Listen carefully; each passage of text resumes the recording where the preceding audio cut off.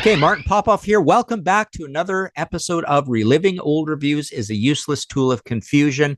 This is our little tiny miniature Contrarians quick show, quick bursts about looking at an old period review and seeing if the reviewer got it right, what they can compare it to when there's not much to compare it to for some of these classic albums.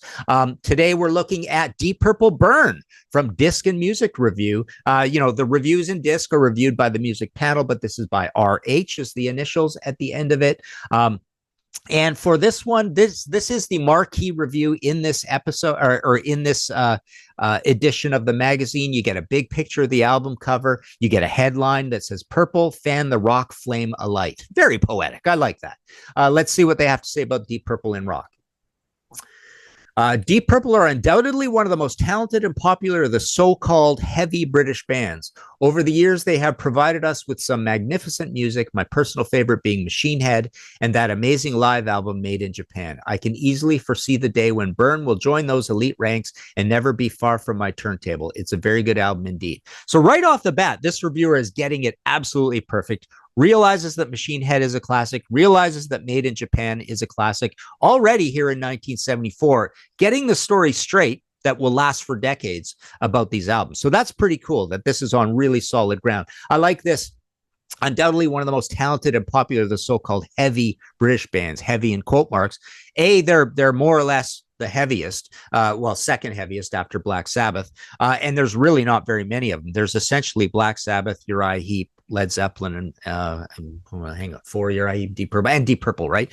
There's a little bit of likes of Budgie and Atomic Rooster and a few other ones. Nothing too particularly famous. Is Stray going at this point? I think they are.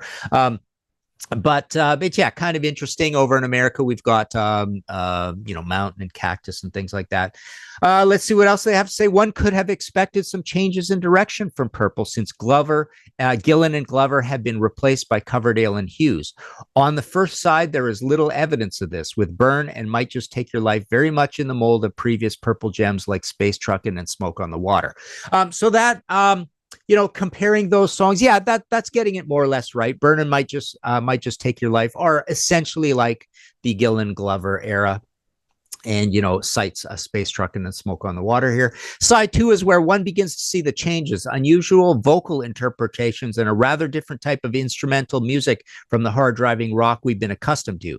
But any change there might be seems to have been done in the least conspicuous way possible. It just sounds like a natural progression for Deep Purple, with fine music from the other great musicians in the group, Ritchie Blackmore, John Lord, and Ian Pace.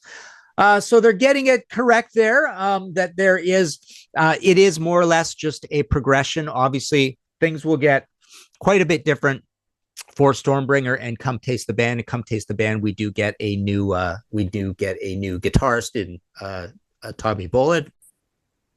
Let's see, moving on here. If I have any criticism, it is that Mistreated is a little too long. But apart from that, this album has restored my faith in British rock. And one small point, thanks to the band for an unusual and interesting cover that's still only a single sleeve, so the fans aren't forced into paying even more for the privilege of hearing them. What is that all about? Still only a single sleeve, so the fans aren't forced into paying even more for the... Possibly referring there to gatefolds being more expensive. I don't know. But that's that. And, it is an interesting front cover, that's for sure. So, yeah, good review. This reviewer gets it right. And what is interesting here is that it is a positive review, but it frames this record the way that we will, remember it forever on. Who else is in this? We've got Guess Who number 10 here, Can Future Days on the same page here. But this does get the flagship sort of thing. So, just a good, positive, sensible review of Deep Purple Burn. There you go. This has been Reliving Old Reviews is a Useless Tool of Confusion.